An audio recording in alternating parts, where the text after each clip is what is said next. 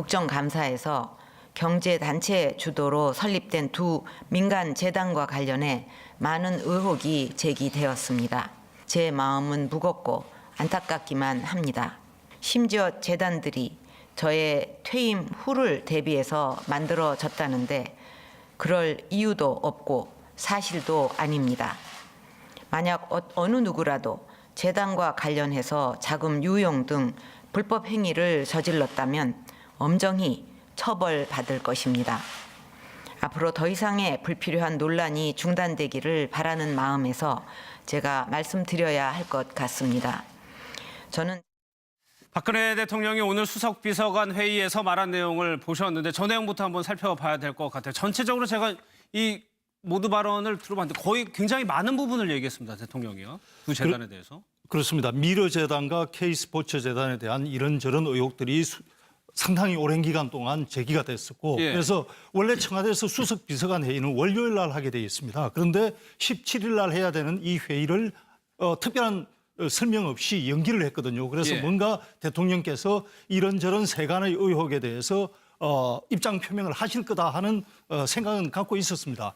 그런데 오늘 대통령 하신 발언 전체 중에서 북한에 대한 언급도 있었고 어려운 경제 사정에 대한 언급도 있었고 그리고 국감 이후에 그 예산안을 통과시켜야 되는 이런 문제도 언급을 하셨지만 이 미르재단이나 K스포츠 재단에 대해서 절반에 가까운 것을 할애해가지고 발언을 하셨거든요.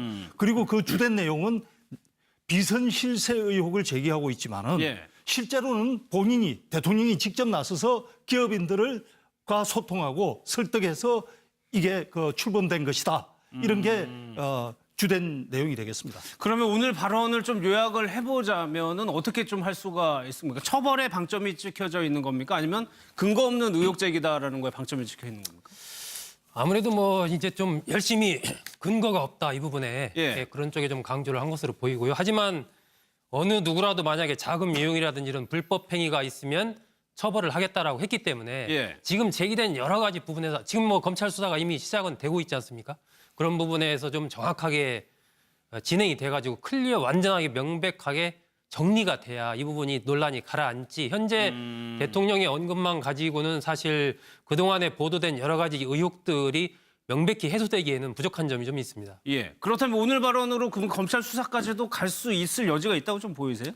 그런데 대통령께서 상당히 오랜 기간 동안 이 두 재단에 대해서 말씀을 하셨지만은 주된 내용이 앞으로 잘해 나가겠다. 그리고 재단을 처음에 구상한 것은 이런 좋은 취지였다. 그리고 기업 본인이 직접 나서서 기업과 소통하면서 이걸 만들었다. 해가지고 사실은 그동안에 나타난 문제점들에 대한 그 지적보다는 사과나 지적이나 규정과 안 맞는 일에 대한 어떤 되짚어보는 문제보다는 이런 취지와 앞으로 잘해 나가겠다는 데만 사실은 발언의 초점이 맞춰져 있습니다. 그래서 지금 딱 그 한 문장을 말씀을 하셨는데 누구라도 뭐 자금을 유용했다든지 하면은 처벌을 피할 수 없을 것이다. 이런 말씀을 하셨는데 전체 맥락에서 봤을 때는 그 대목이 너무 약하게 들린다. 이렇게 느껴집니다. 나머지 부분은 이 두 재단의 설립 취지하고 앞으로의 활동을 조금 치중한 것 같아요.